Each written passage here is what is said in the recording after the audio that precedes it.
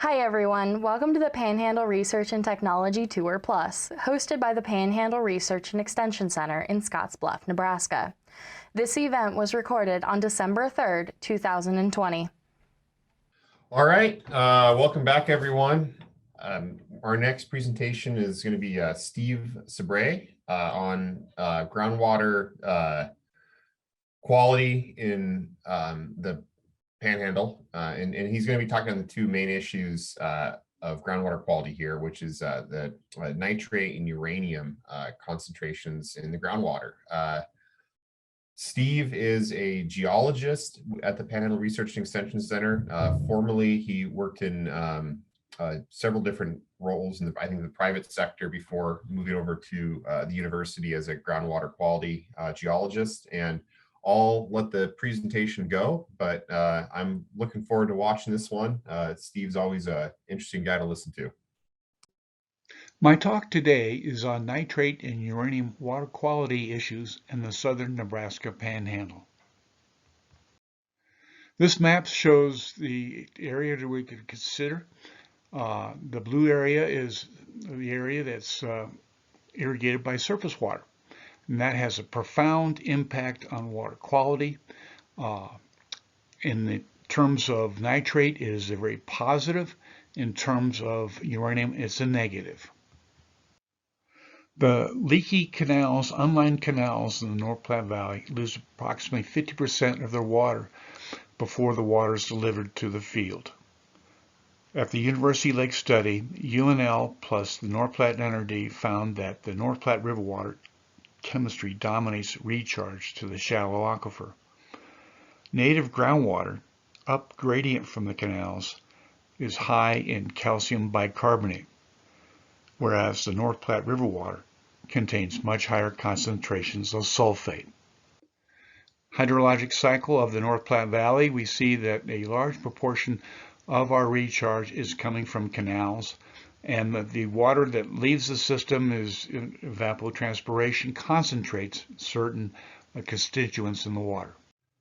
In a study done with the U.S. Geological Survey and the North Platte NRD, we found that the primary water quality issues are both nitrate and uranium. Nitrate, MCl, is 10 parts per million. It causes blue baby syndrome, and in the early 90s we found that a little bit less than 7% of the wells sampled had concentrations exceeding the MCl. Most of the wells were sampled were irrigation wells, and this is before the North Platte NRD installed monitoring wells.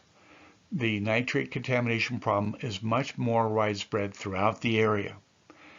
One thing to note is that our surface water irrigation is a low nitrogen source. So when we lose water in the canals, we're actually mitigating the nitrate problem we induce by over-fertilizing. Uranium, the MCl, is much, much lower. It's 30 parts per billion. It's carcinogenic due to its radioactivity. However, because of its long half-life, it's not very radioactive. When you think of somebody prospecting for uranium using a Geiger counter, they're actually detecting daughter products of uranium that are much more radioactive. On the other hand, uranium is a heavy metal and it has chemical toxicity and it can impact kidneys. In the early 90s, our chemistry study showed that 18% of the wells sampled exceeded the MCl. It's very limited data because uranium is very expensive to analyze for. There is, however, much more extensive data set that we'll look at that was developed in the 1970s. Uranium has two major oxidation states, tetravalent +4 and hexavalent uranium +6. Hexavalent uranium is very soluble in water except in the presence of vanadium. Tetravalent uranium is insoluble in water and forms minerals such as uraninite and coffeinite. These uranium minerals are oxidized to soluble hexavalent in the near surface environment. Sources of uranium in the environment. Volcanic ash is a great source of uranium. Granite is also a very good source. Black shale may be an overlooked source. In carbonaceous black shale, typically you find finely disseminated pyrite and a little bit of uraninite, a +4 or tetravalent mineral. When black shales are weathered, they're a source of sulfate and hexavalent uranium. This shows a black shale in northeastern Nebraska. It is the Cretaceous Pierre Shale. Cretaceous period was a geologic period from about 66 million years to 146 million years ago. Sources of uranium in the High Plains Aquifer. In a 2015 study, nitrate was linked to uranium. It was thought that nitrate oxidized tetravalent uranium minerals to soluble hexavalent uranium. There was a good statistical correlation in the High Plains Aquifer and a California aquifer. However, correlation does not mean causation. You need to know where the tetravalent minerals are found, and you have to know your local hydrogeology rather than do just statistical correlations. Tetravalent uranium minerals are usually found in confined aquifers with low oxygen and at deeper depths. They're not found in unconfined aquifer unless we have an unusual situation where we have a reductant present. Reductant could be carbonaceous material, it could be methane gas or hydrogen sulfide. Nitrate contamination, however, is found typically in shallow, unconfined aquifers with high oxygen concentrations. In these situations, hexavalent uranium is stable in solution. This is a map showing the High Plains Aquifer, and the areas in red are areas where there is a high statistical correlation between nitrate and uranium values. This is another map of the High Plains Aquifer. Nitrate concentrations that are high are shown in dark blue. Uranium concentrations that are high are shown in dark red. We're going to be looking at three different areas on this map. Area number 1 is the Southern High Plains Aquifer. Number 2 is the Arkansas River Valley. Area number 3 is our study area. We're discussing the Southern Nebraska Panhandle. In the Southern High Plains Aquifer, we find that there are calcrete uranium deposits, first discovered by Kerr-McGee Corporation in the 1970s. These deposits form in arid to semi-arid climates where evaporation concentrates hexavalent uranium, and if there's vanadium present, it will precipitate out carnotite, a bright yellow uranium mineral. This formed in the Southern High Plains Aquifer where it was discharging. The source is thought to be older Triassic strata in New Mexico or perhaps volcanic ash. The Sulphur Springs deposit was recently dated by the U.S. Geological Survey at 190,000 years ago. No nitrate, no human influence. This is totally a natural situation. This map of the Southern High Plains Aquifer in Texas shows groundwater concentrations uranium. The higher concentrations are in red. It also shows in the green squares occurrences of uranium at the surface. The two deposits studied in detail by the U.S. Geological Survey, the Sulphur Springs Draw deposit and the Buzzard Draw deposit, are shown in green stars. This is a photograph of carnotite. It looks like yellow paint from the Sulphur Springs deposit. Area number 2, Arkansas River Valley, extensive irrigation. Uranium concentrations exceed 100 parts per billion. Remember, the MCL is only 30 parts per billion. The source is thought to be Cretaceous black shales. This was studied extensively by Bob Zielinski with the U.S. Geological Survey. The mechanism of the uranium concentration is thought to be leaching of black Cretaceous shales and evapotranspiration by irrigated agriculture.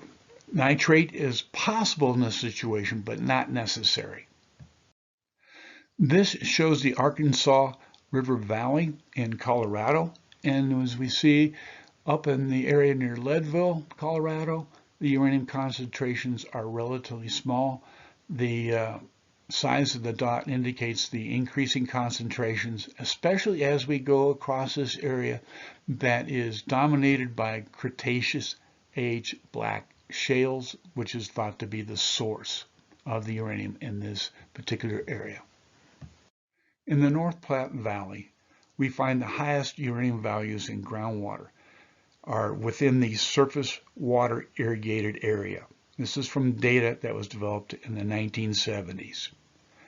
It's important to note that the water in the North Platte Valley is high in oxygen, and there are no tetravalent uranium minerals in the shallow aquifer. What we found in our study with the U.S. Geological Survey back in the early 90s is uranium and sulfate increase with increasing concentrations during the evapotranspiration. One possible source is leaching of Cretaceous shales in Wyoming in the Casper area. In that area, you have the Kendrick Irrigation Project, which has a selenium problem. In that particular area, nitrate is not added. The growing season is too short for most irrigated agriculture, and hay is grown, which does not require addition of nitrate. This map is of the uranium concentrations found in groundwater within the North Platte NRD. As you can see, the higher concentrations are again shown in red, and they are in the areas restricted mostly to the North Platte Valley where we have surface water irrigation. We also have intermediate concentrations in the Pumpkin Creek Valley. We think there's a secondary source of uranium in the Brule Formation. This map shows our study area to the right, the North Platte River. And as we go into Wyoming, up near Casper, we have the Kendrick Project boundary.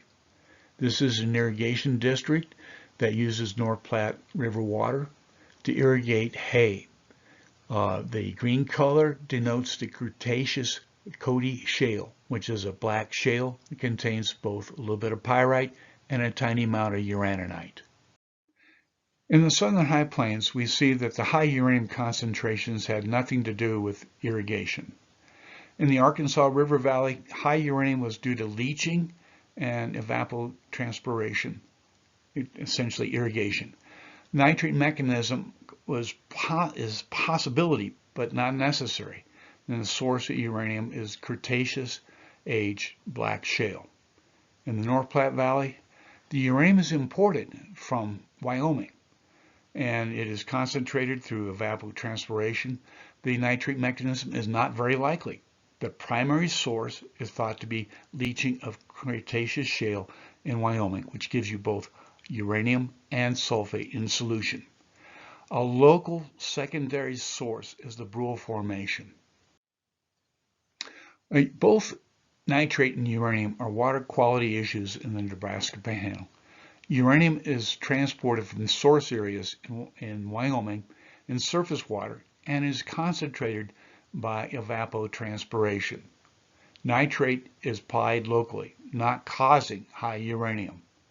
Both nitrate and uranium are correlated with irrigated agriculture, and that's why there's a good correlation statistically in a wide area of the High Plains Aquifer. However, we don't see tetravalent uranium minerals in the shallow, oxygen-rich groundwater of the North Platte Valley. You need to know your local hydrogeology to know what is causing the high uranium concentrations. Thank you.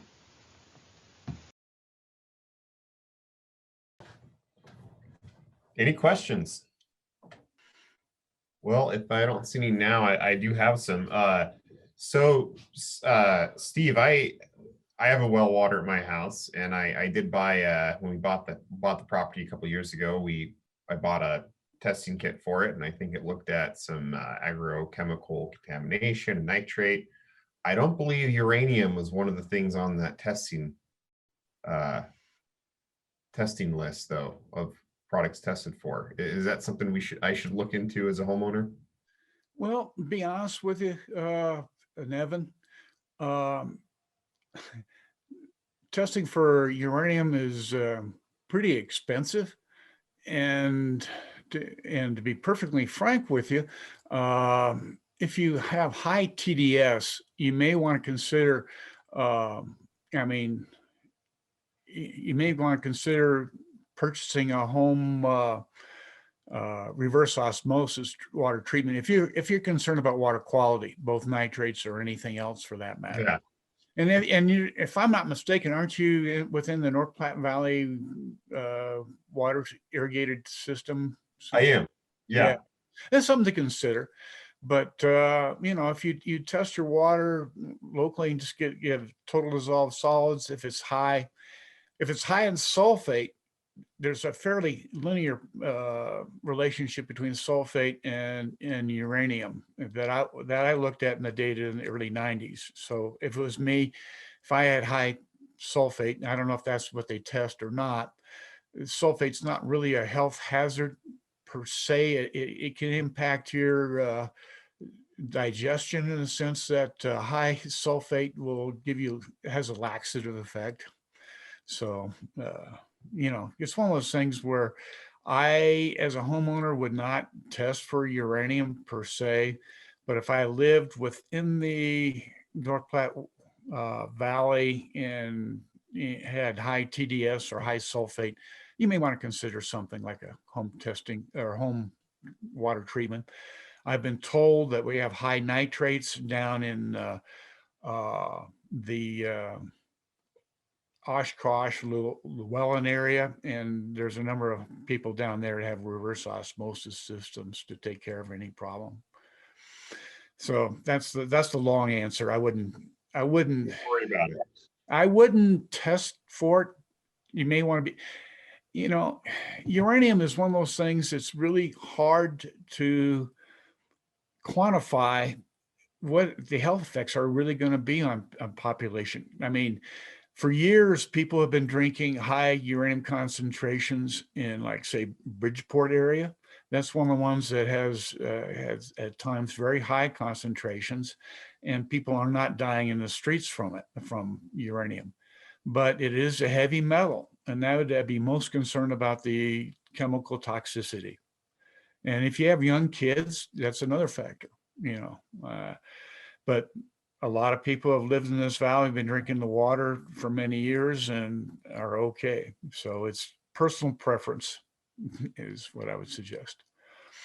Yeah, I remember when I was in college, I worked in a uranium radiation lab, and we had a Geiger counter, and we used to calibrate that by putting it on a piece of welding rod because that had enough uranium in there to spike the Geiger counter. And there was also granite benches up at the Union that you could put the Geiger counter on, and that would go off as well because of the uranium in the granite.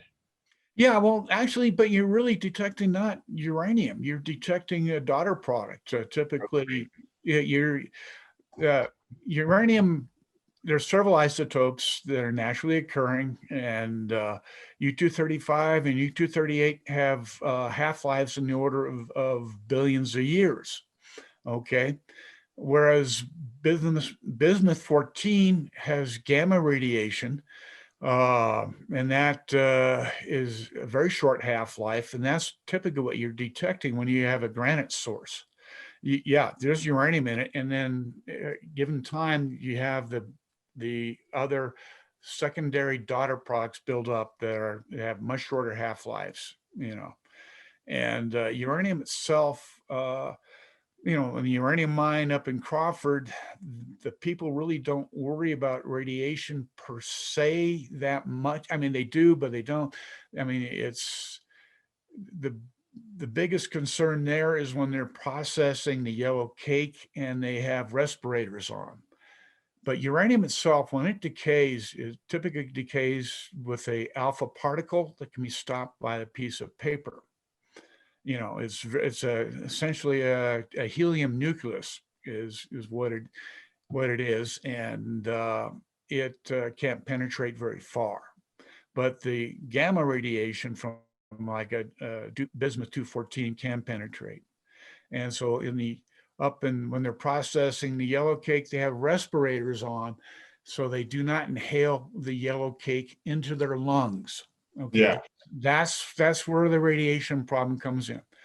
But personally, I would be more worried about the chemical toxicity of the heavy metal, and it can impact kidneys and that type of thing. Then, Yeah, yeah, go ahead. when I worked in a radiation lab, the joke was it's really safe unless you let it get under your skin. Yeah, well, yeah, that I could see that. If you inhale something like uranium dust or yellow cake, you got it inside your body and those tissues, and and that would be my concern. Would be that. Yeah. Uh, and there's another daughter product is radon, and of course that if you inhale that can be a problem too. I would, if you live in the North Platte Valley, you may consider testing your basement, for radon. That's something else that should be considered, because you inhale radon and that can cause lung cancer. And it's very well documented that the miners in the 1950s, particularly Navajo Indians in the reservation areas, had a high incidence of lung cancer. But all those miners, a lot of them at the time also smoked, so they had a double whammy. They were smoking, and they also were exposed to radon underground mines in the 1950s. So anyway, that's my spiel on the uranium problem. So Steve, I was curious about people that don't have a basement. Is radon still a potential problem in those situations? It possibly can be. It depends on how tightly your house is built. It's basements is typically you don't get good air circulation, but it possibly could be a problem. I wouldn't worry about it too much as the wind blows in the North Platte Valley. Yeah. And unless you have a very, very tight house that's recently built, I wouldn't worry about it. Okay. Well, we had a problem in the house we lived in Garion. So we had to have it, get those filter type things, and so we had to treat it. But it did have levels of radon. But again, that's just patched, different places. It just so happens that where we were, it just had that. But I was just curious about a home doesn't have the basement.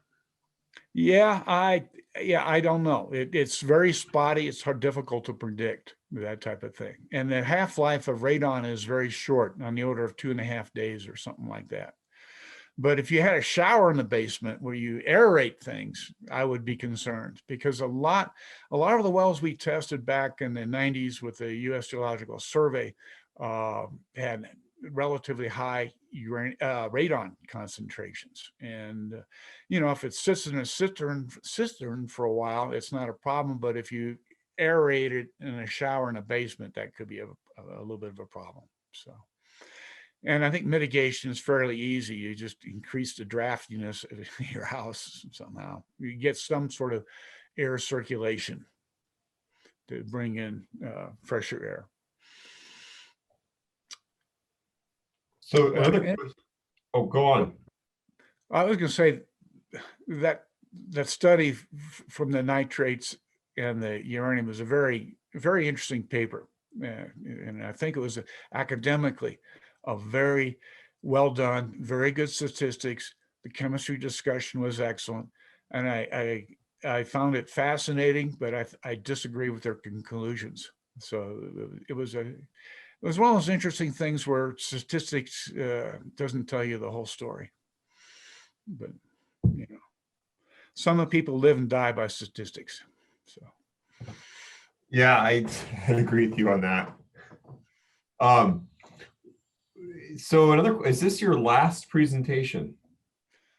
No, it's not. I've been asked to give a presentation in May, and I've been asked to write a paper, and so we'll see about how that works out. I maybe give a presentation, but that's not locally. I think it's my last presentation locally, unless you guys want to hear something else, like on arsenic or something like that. But maybe my last local one. But like I said, I extended my retirement date until the end of May, because I was been asked to do a number of things that I felt I needed to do before I retired.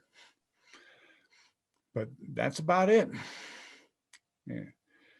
Any plans to retirement? Yeah.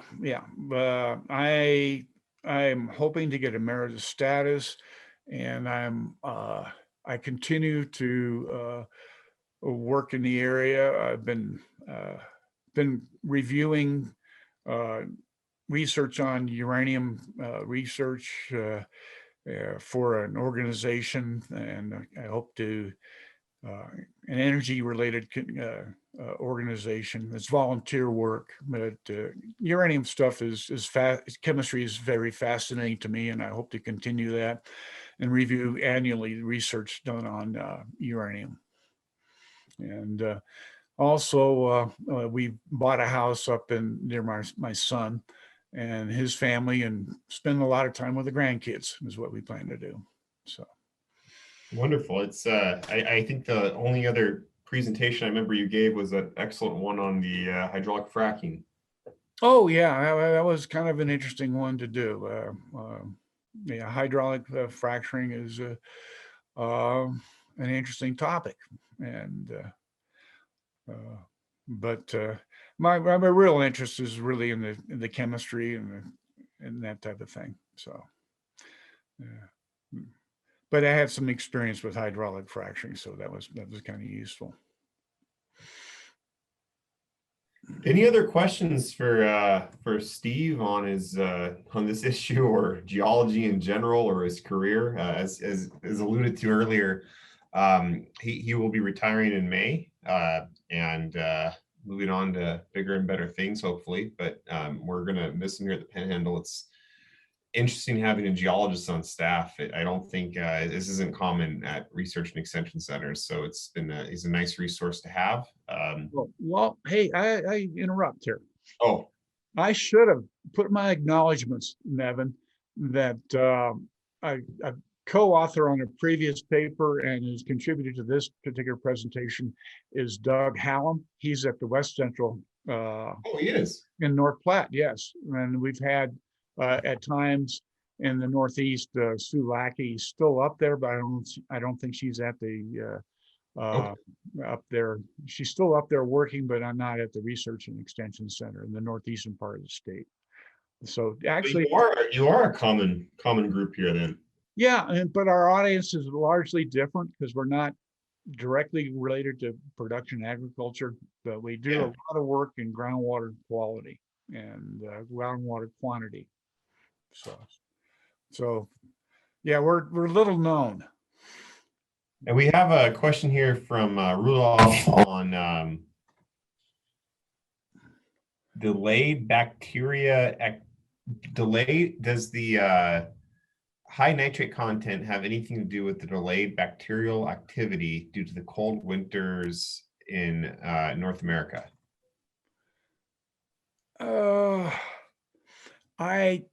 I don't know about the cold.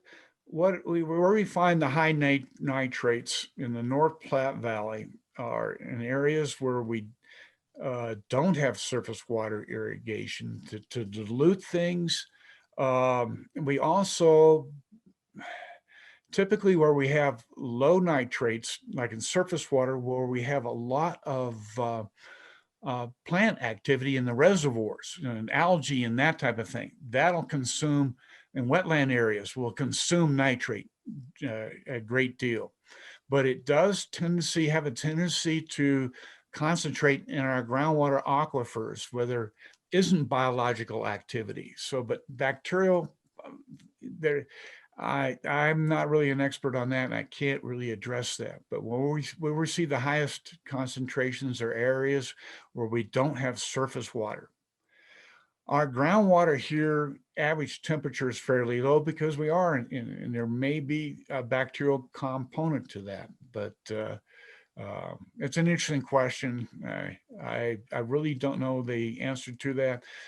In warm climates versus cold climates, I can't answer that, but where we have plant life, when we have biological where we have photosynthesis take place, is usually where nitrate is consumed. Okay, I hope that is a partial answer.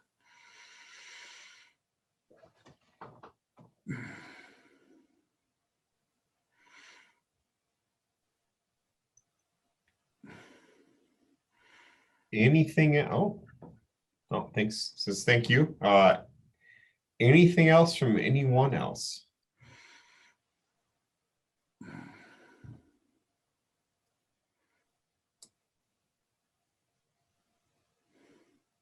Well, with that, I guess we'll conclude and break for lunch.